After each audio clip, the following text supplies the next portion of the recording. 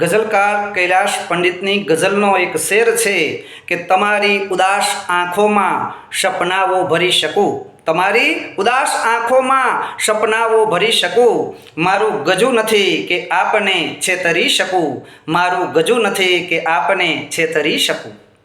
મિત્રો, આજે જાગ્યા ત્યારથી સવાર કોલમને 2 વર્ષ વીતી જાય છે।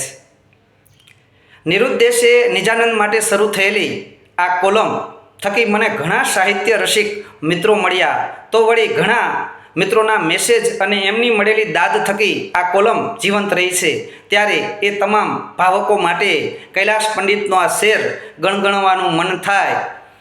એકલા કોની ગઝલ સંભળાવશો, જોઈએ કૈલાશ લોકો જોઈએ।